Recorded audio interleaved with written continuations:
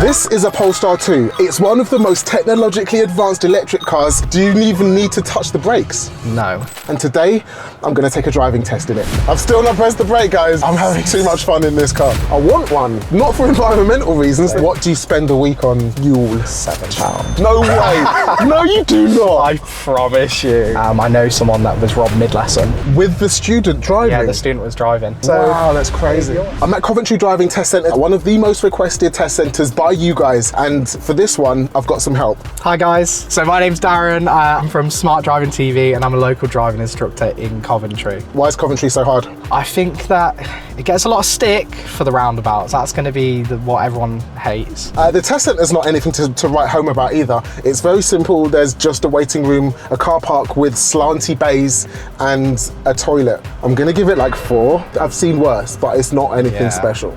I got this route where I get all my other routes from Driving Test Routes UK. If you want to practice driving test routes, why would you not? Then check out the description. There's a cheeky discount code for you there as well. Down below, guys. Okay, let's take the route. This is why it's interesting. You're a massive advocate for electric cars. You bloody love this car.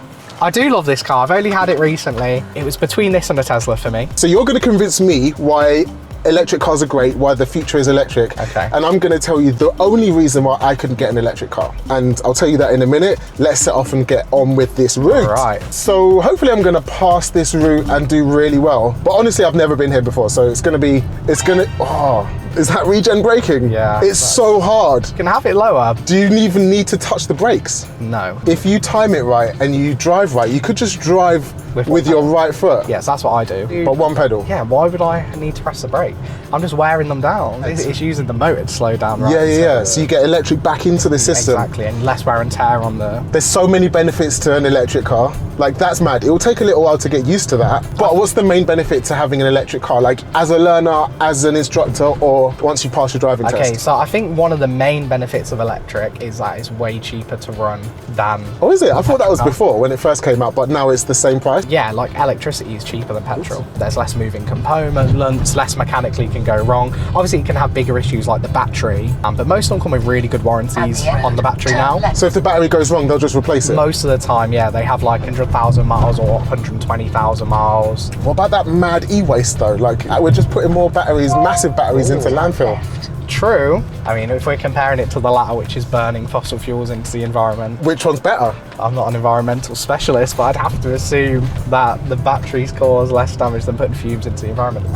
I would say I care, but I don't know all the facts and figures. So I need you guys to help me out. Are electric cars better for the environment? We're not digging up fossil fuels, but there's so much that has to go into the batteries that comes from like third world countries, which isn't helping their environment when they have to dig up cobalt and stuff. And then, like, how do we get rid of this stuff too? My thoughts on electric are very mixed. Honestly, like, I'm not gonna hate on electric cars. That's what you're expecting from this video. I actually love driving electric cars. They're so fun, but I just don't know which, like, if we're talking about the environmental impact, which one's better, which one's worse? I don't know. I'm interested to hear what you guys think. Because you used to drive an A1, diesel or petrol? So it was a petrol A1. Petrol A1. What made you switch to be honest, I wanted an electric car from the start, but a lot of the time, instructor insurance is hard enough. Right. And then on an EV was even harder. Oh, really? I was below 25. To insure it? Well, I was below 25 as well, so I actually couldn't get an EV. Oh, are you? How old are you now? So I'm 26. What? Why are you a driving instructor? I became a driving instructor literally as soon as I could. So I passed at 19, became a driving instructor at 22. Wild. Actually, when I was learning to drive, I watched you. Full circle moment for you here. No way. Yeah, full circle moment. That's so cool. So you helped me pass my test. Your actual learner test? Yeah, no, definitely. That's so... Yeah. And now you're here doing YouTube. Check out Darren's actual channel. All his links are in the description. Like, actually, you do some real good work. Your videos are amazing. Check out his YouTube channel. Check out his TikTok. Go see it after. Watch this video. Watch this video and then look at his channel after. A1 to electric. Why? Yeah, I went to an EV event that was held in Gaydon. And to be honest, like, I got to like test drive one and I just like the instant torque on them. Yes, instant torque means like as soon as you press the pedal, the car responds. Yeah. Whereas if you press the pedal in a diesel or a petrol car, fuel has to go from the fuel tank to the engine, then the engine has to spool up, it has to burn and then spool up and then like it's not instant, especially if you've got a turbo on your car. Electric car, it's so crazy how it's instant. That's what I really liked about them. It's almost like the car responds before I do, before I press the pedal. Yeah. The car's on it. And that's the same same with one pedal as well. I tend to find, and I've had learners drive one pedal drive, like really. Oh, what I'm doing now? Yeah, exactly. So I'm really trying not to press the brake. I know, it must be really. Put it on the screen. If I press the brake, like actually watch, if I press the brake, I'm really trying so hard to just do this whole thing without any other pedals, just the accelerator. If I succeed, I'm a legend. If you don't succeed, dislike the video. No, not really, guys. So I went to the EV festival in Gaydon. I got to drive around in some EVs, mainly Teslas at the time. That was kind of what was going on. Tell you what, like when I had the Fiat 500e, I loved it so much. I'd had my car as well. I drove the electric more than I drove my car, just because it was so fun to drive, like a tiny little electric car that you can chuck into corners, chuck around roundabouts. It's instant, it's electric, it's like torquey as hell. Yeah, and they're quite nippy. I just can't get one. Like, I'm telling you how much I love electric cars, but I could never get an electric car. I tell you what, I live in a flat. Oh, would you have signalled off that one? Yes. Highway code, it does say that you should treat a mini roundabout as you would. It says there's less time to signal and manoeuvre around it. Yeah, so you don't need to, but you can. You don't need to, but you definitely can. It's a not worthy fault, as in like, the examiner probably wouldn't care. So just because you had a clean sheet on your driving test doesn't mean that you didn't make any mistakes. You know what I mean? Shots fired. It's true though. Imagine saying that to someone who's got 0 minors. Yeah, you've got 0 minors, mate, but probably you fucked it up loads. It just means that you didn't drive perfect, but it doesn't mean, who drives perfect? Me. You're perfect.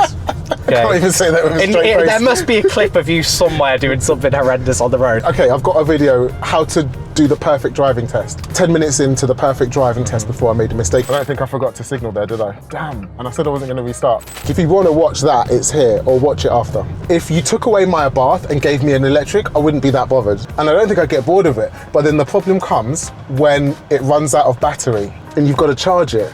Like now what do we do? But then what if you run out of fuel? Yeah. Okay, so you've run out of fuel on the edge of the road.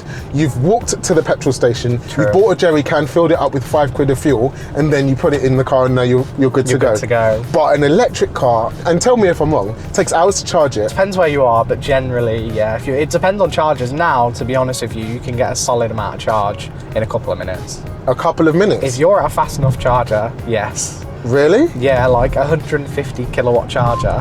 My home chargers are 7 kilowatt for reference. So that's charging 20 times faster than like a home charger. home plug? Yeah, so if you're at like a rapid charger or a very fast charger. I've still not pressed the brake, guys. I'm having too much fun in this car. But I live in a flat, right? Yeah. I live on the first, it's not even that high up. I live on the first floor in a flat. But to charge it from my house, I'd have to have like a 50-meter extension cord out of my bedroom window. That won't work. No. And then to find a charger on the street, it's like a lamppost charger. Yeah, they're everywhere. I know what you're saying in the comments right now. Lamppost chargers are everywhere, but there's a Transit parked in it, so now I've got to find another one. Oh, there's a Volvo, an old Volvo parked in it, now I've got to find another one. And they're slow as hell. Yeah, they're 7 kilowatts for most. When am I leaving? Half a mile. I was going to launch it and overtake this Peugeot. Well, you had a sixth sense there, actually, because you definitely... Broken down vehicle. Yeah. Coventry, so far, I'm not seeing the problem. Everyone's like, yeah, Coventry, you're going to have mad problems. I'm not seeing the problem so far, mate. Do you think people are just being dramatic or like hate Coventry? You've had pretty nice roundabout routes. Have I? I've had a lot of roundabouts, but they're not tricky. Spiral roundabouts is definitely what Coventry is known for. Oh, this might be tricky if I need to slow down a lot. Oh, I've got this. Still haven't... Are you watching the pedal cam? Are you watching? I've still not pressed it. This is so fun. Okay, so with automatic, right, the problem is it's boring. No shade if you've got an automatic car. I know that they have their uses and stuff, but for me, I find it really boring. I prefer to drive a manual. I understand that people do want just the easiest drive possible. Well, that's me. I'm that person. You want the easiest drive possible? I'm that person. I want to get from A to B. That's my That's my task. Okay. You know what I compare driving automatic versus manual to? Go on. What do you use a washing machine at home? Yeah. Why don't you wash your clothes manually? Why don't you start scrubbing them yourself? Because that's boring. Because why? Because washing is boring. That's how I feel about manual. It's too much work. Why do I want to do all the work for the same result? Interesting. That's my mindset on it. Because we would both get from A to B. You know what? Argument being that automatic is easier than manual. Yes, but actually, if we look at the statistics, it takes some of the thinking away from the driving. Yeah. So you can focus on the actual driving. You'd hope I get so. it. Like you can just focus on driving, so that you don't have to think about like operating the car so much. You can just focus on what's out the window. I get it why people drive an automatic, but I'm loving this so much because I can make a game out of it. How far can I get through my drive without pressing the brakes? I basically never press it. What's your streak?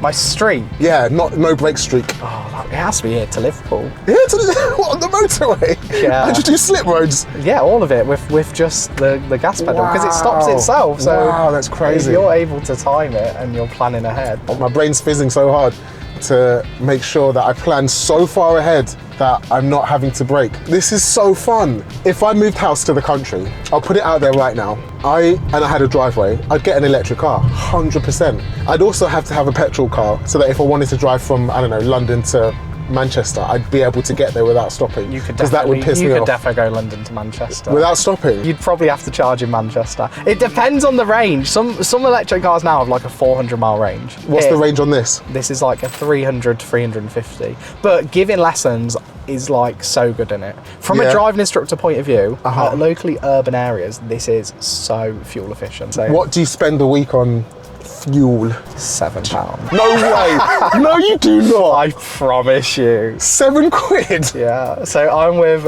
energy supplier that is 7p per kilowatt hour. So a full charge on this car, it has a 78 kilowatt battery. So 78 times 7p. What?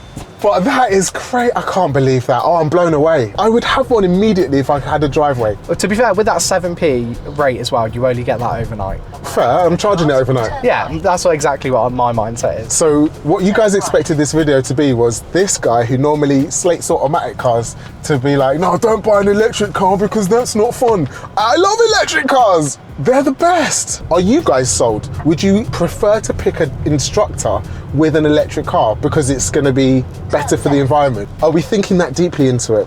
Tell me your thoughts, because this is, it's like a tussle in my head. I want one, not for environmental reasons, they're just really fun. Exactly. So Coventry, I don't get what the problem is. It's not vibes and energy. I've been to Loughton, I drove through a forest. I've been to Southend, drove by the seaside. Yeah. I've been to Heysham, drove by the seaside there as well. Like those places are beautiful. If you want a nice... You're not getting any seaside in Coventry. You're not getting any seaside or vibes. But Coventry, what are we saying on the area? And we do have one of the highest crime rates in the UK. Highest crime rates, right. We're losing 2 points just for that. In the driving school that I'm with, I know someone that was robbed mid-lesson. What? Yeah, these guys came up to the car with machetes and stole the learner car and crashed it. With the student driving? Yeah, the student was driving. The driving instructor tried to tell the student to lock the door and he didn't know how to do it, obviously. Dude. Yeah, that's a true story as well. Okay, so Coventry's going to get 0 for area. Is that fair? 1. 1. Okay. You know, but we've also been voted the City of Culture. Like, got robbed on a lesson. Yeah, okay, robbed on a lesson. To be fair, I do always see police chases and stuff. It's quite common. I'm really sorry if you live in Coventry. It's no hate or shade. You got robbed on a lesson. The area's got to get 1. Like, I can live with a 1. So we've got the area score. We've got the facility score. Difficulty of the route. I wouldn't say that this is very difficult. I was expecting worse. From what all of you lot have said about Coventry so far, I was expecting this to be hazardous. They're gonna say though that you've not really driven. To be honest. Do you think this route's easy and there's other harder ones? Yeah, yours is way easy. Interesting. So get in the comments if you're a learner here. What's your experience been? If you've taken a driving test here, has your route been more difficult? Have I got lucky today? If you want to practice the rest of the routes, go to the website, link in description. I took route 1 and I'm driving route 1. If my learner got this route, I'd be happy. Yeah, okay. What's the pass rate of Coventry? Do you know it? Off the top of my head, I think it's... If you know the pass rate, or you can look up the pass rate and you are first to tell me the pass rate in the comments, I'll pin your comment forever. Just be first to tell me the pass rate and get it right. This hasn't been a problem at all. I've enjoyed this a lot. We're going to give this route a difficulty rating. A 10 would be really easy. I'm trying to find the perfect driving test center where like perfect 10s all across the board. So I'd give this like 7.5, 7.5. This route was not hard at all. No, I agree. I could mess up on it. No, 8. Yeah, you had a nice one. It dropped 2 points for the dual carriageway and the sheer amount of roundabouts. The difficulty score was 8. What's the overall score here? I honestly can't, with all my heart, recommend you come to Coventry when you might get your car stolen by macheted up masked men. So I'm going to give it an overall score again of 1. He's actually 15, I think, the guy that robbed the car. He was 15? Yeah, it was a young kid, yeah. Outrageous. Yeah, if I recommended this as a great place to pass a driving test, is you came to Coventry and got your car robbed by masked, macheted up guys, that'd be my fault. So I'm going to give it a score of 1. Don't come to Coventry for any reason other than... Or if you do, keep your door locked. Don't come to Coventry for any reason other than to hang out with Darren because he's cool. There's the test centre. We're going to park up on the left here. If you are learning to drive and you are actually taking a driving test, you're going to need to watch my driving test tips playlist, which Darren is holding right now. Bosh. And if you want to see everywhere else that I've driven on this exploration of test routes around the country, this one, I'll see you in the next one. Peace. Bye.